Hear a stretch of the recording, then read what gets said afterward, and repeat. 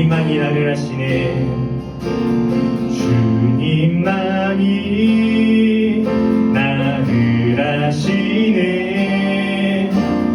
내 모든 삶 주가 만지시네.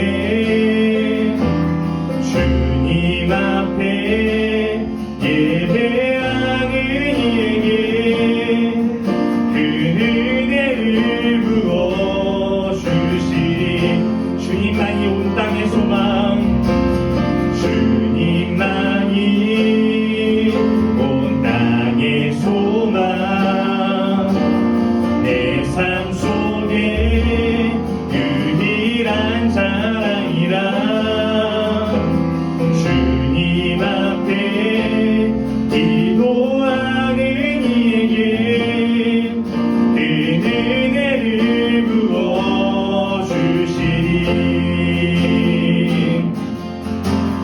만왕의 왕 나를 기르시는 목자요, 내 모든 삶 주가 다스리시니 주님 뜻을 따르기 원하네. 오 주 한 분만 바라네. 주님만이 나를 아시네. 내 모든 삶 주가 만지시네. 주님 앞에 예배하는 이에게 그 은혜를 부어주시리. 주님만이 나를 아시네. 주님만이 나를 아시네. 내 모든 삶 주가 만지시네. 주님 앞에 예배하는 이에게 그 은혜를 부어주시리. 만왕의 왕 나를 기르시는, 만왕의 왕 나를 기르시는 목자요, 내 모든 삶 주가 다스리시니 주님 뜻을 따르기 원하네. 오 주 한 분만 바라. 만왕의 왕 나를 기르시는, 만왕의 왕 나를 기르시는 목자요, 내 모든 삶 주가 다스리시니 주님 뜻을 따르기 원하네. 오 주 한 분만 바라.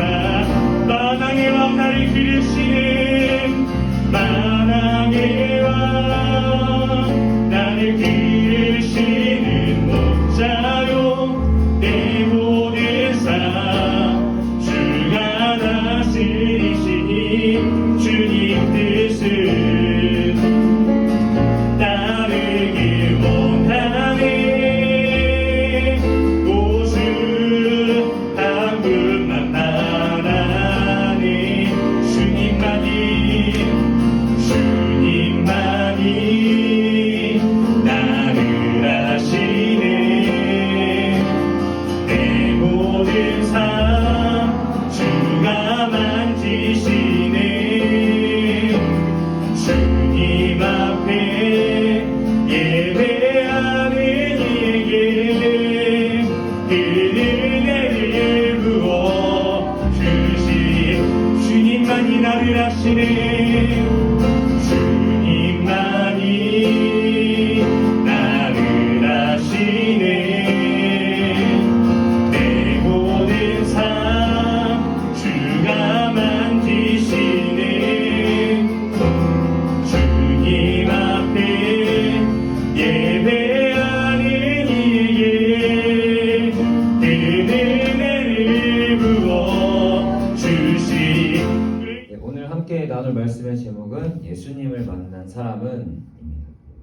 오늘 말씀은 여러분들의 너무 익숙하기도 하고 또 뭐 비슷한 이야기들로 여러 번 들었을 수 있지만 이것은 굉장히 중요한 이야기고 우리들에게 반드시 필요한 말씀이기 때문에 여러분들과 함께 나누고 싶다는 그런 마음이 들어서 함께 나누려고 합니다. 저희가 오늘 함께 읽은 본문은요, 예수님께서 마태를 제자로 부르시고 제자로 부름받은 마태는요, 그 자리에서 예수님을 따른 그 장면을 이야기하고 있어요. 예수님의 제자 마태의 직업은요, 원래 세리였어요. 예수님의 제자를 하기 전에 세리였습니다. 약 2000년 전 예수님 당시에 세리는 두 종류가 있었다고 해요. 하나는 그냥 일반적인 세리이고 또 다른 세리는 관세를 부과하는 세리. 그러니까 쉽게 말해서 수입되는 물건, 수출되는 물건에 세금을 부과하는 세리였는데 마태는 이 두 종류 세리 중에 두 번째에 속하는 세리였습니다. 그런데 그때 마태와 같은 세리들은요, 사회에서 좋은 인식을 받지 못했어요. 왜냐하면 당시 이스라엘은 로마의 지배를 받고 있었는데 이 사람들은 로마의 청부자라고 할 수가 있었습니다. 이 세리들은요, 이스라엘 백성에게 더 많은 세금을 뜯어내고 책정된 세금보다 더 많은 세금을 부과할 수 있었어요. 그래서 더 많이 부과해서 그 차액을 취하는 것이 이 사람들이 일반적으로 하는 일이었고 관행의 일이었습니다.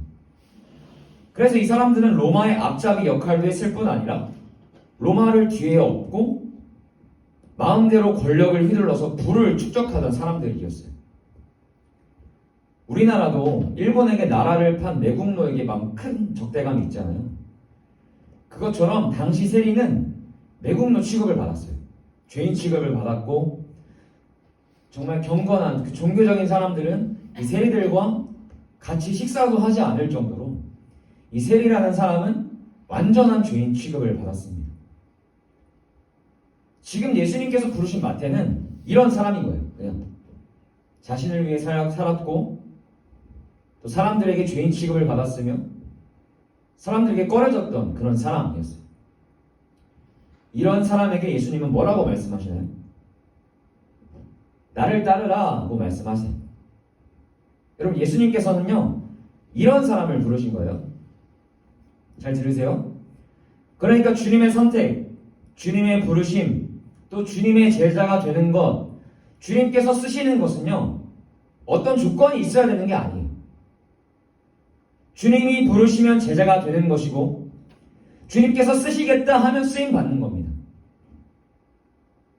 아시겠어요? 예수님의 제자들을 보면 당시 정말 똑똑하고 유식하고 인정받고 있던 서기관들, 대제사장, 바리새인들이 아니라 사람들에게 무시받고 손가락질 받고 이렇게 마태처럼 죄인 취급받던 사람들이었어요. 그러니까 우리 막 그런 얘기 듣죠? 우리가 주님께 쓰임받기 위해서 우리가 준비해야 합니다. 그치, 내가 준비해야 돼 라는 말은요, 반은 맞고 반은 틀린 거예요. 우리가 준비를 했기 때문에, 우리가 좋은 학교를 가고 우리가 좋은 직업을 갖고 있기 때문에 쓰임받는 게 아니라 주님께 부름 받으면 우리는 제자가 되는 것이고 쓰임받는 거예요. 좋은 학교를 간들, 좋은 직업을 갖고 있다고 한들 주님께서 부르시지 않으시면 쓰임받지 못하는 겁니다. 예수님은 뛰어나고 돈이 많고 유식한 사람들, 다른 사람들에게 인정받는 사람이 아니라 죄인을 부르러 이 땅에 오신 거예요. 마태는 세리로서 남에게 어떤 취급을 받건 부를 위해 살았고 자신의 편안함을 위해 살았으며 자신은 죄인 취급받던 말던 같은 민족, 동족을 억압하고 짓누르면서 살던 사람이었어요. 오로지 자신을 위해, 자신의 유익, 자신의 것만을 위해서 살던 사람이었다고, 마태는. 여러분, 이랬던 사람이 나중에 어떻게 되는지 아세요? 이 사람이요, 복음을 전하면서 사람들을 영원한 생명에 인도하다가 순교하게 돼요. 화형을 당했다, 칼에 찔려 죽었다 라는 이야기들이 많지만 정확한 이 사실은 이 마태는 약 AD 60년경에 복음을 전하다가 순교를 당하게 되었던 거예요.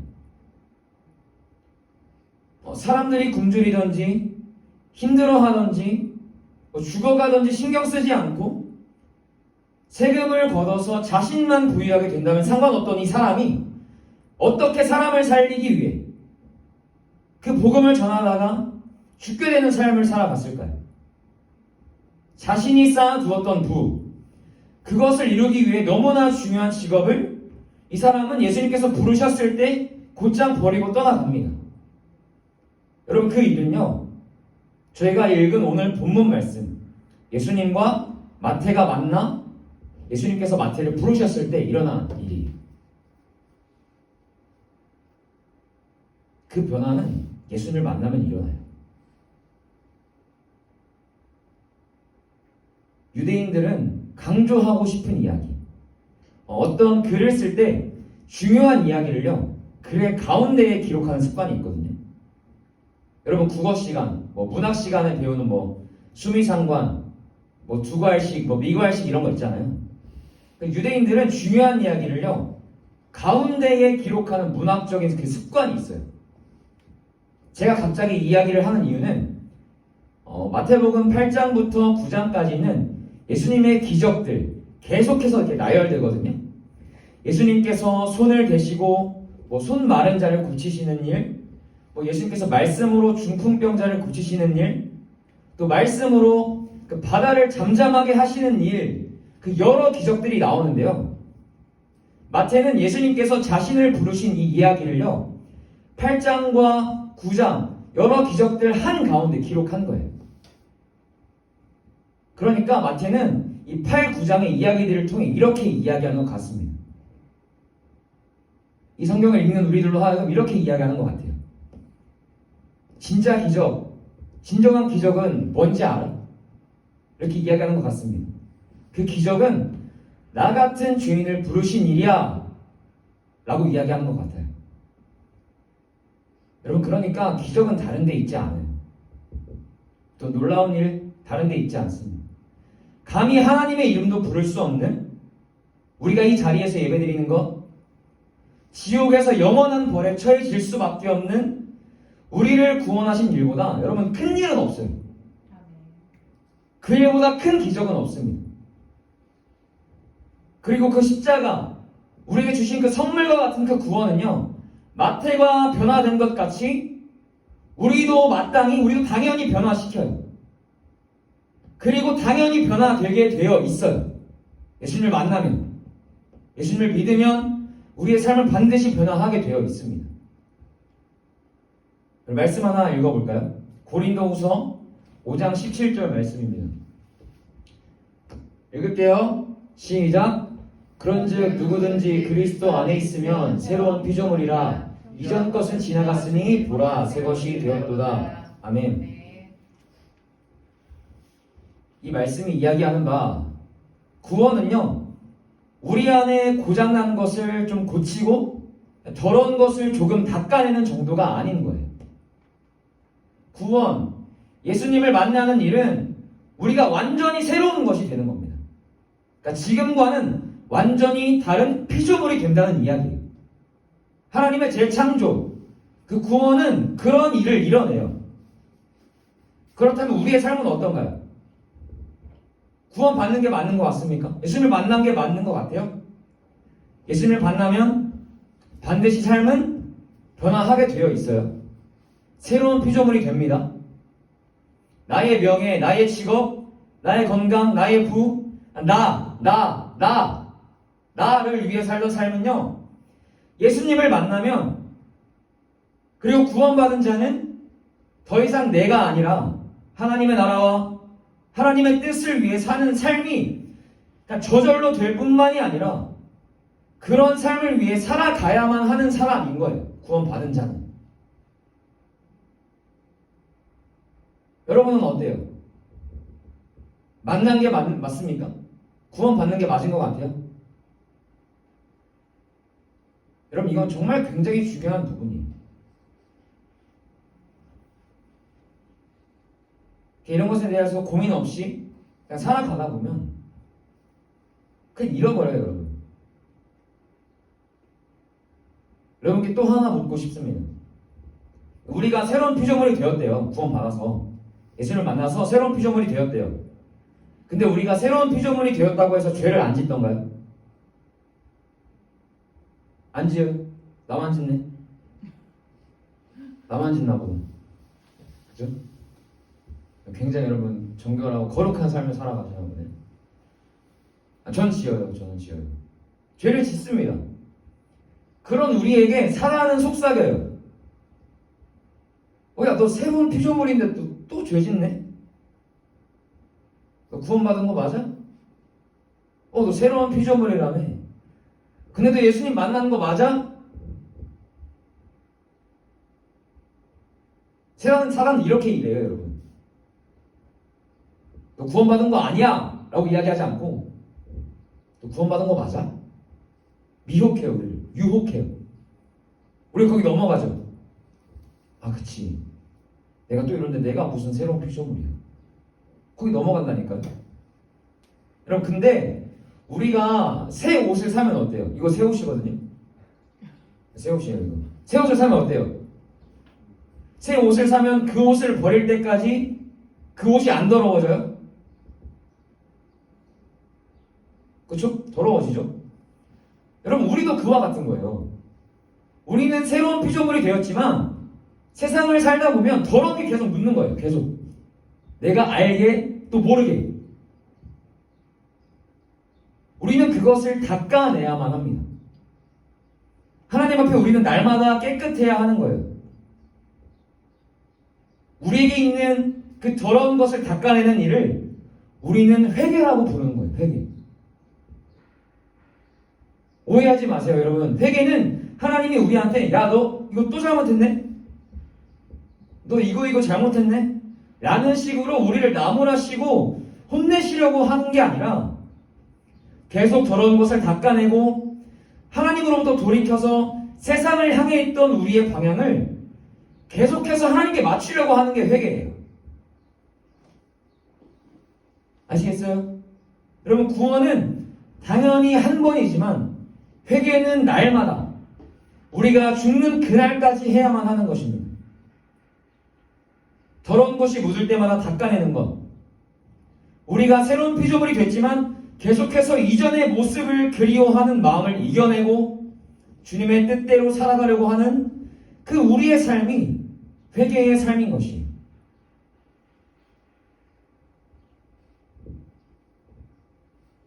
자, 여러분 정말 예수님을 만나셨어요, 정말? 네. 여러분, 예수님께서 여러분의 구원자라고 믿으세요? 네. 그럼 그런 생각이 든다면 그 생각 또한 그 완전히 악하고 완악한 죄인인 우리가 품을 수도 없는 마음이고 생각인 거예요. 만약 여러분의 마음 가운데 나는 예수님을 만났다, 나는 예수님을 믿는다 라고 생각하는 친구들은요, 이미 새로운 피조물로 거듭난 자인 거예요. 그것을 믿으세요. 예수님을 만나면 반드시 변화하게 되어 있습니다. 우리는 새로운 피조물이 된 거예요, 이미. 여러분, 새로운 피조물이 됐는데 우리의 그 옷에 더럽고 냄새나는 것들이 너무 많이 묻어 있는 거예요. 그래서 이전과 같은 모습으로 보이는 거예요, 우리 눈에, 우리 생각에. 나 새로운 피조물인데 너무 더럽네?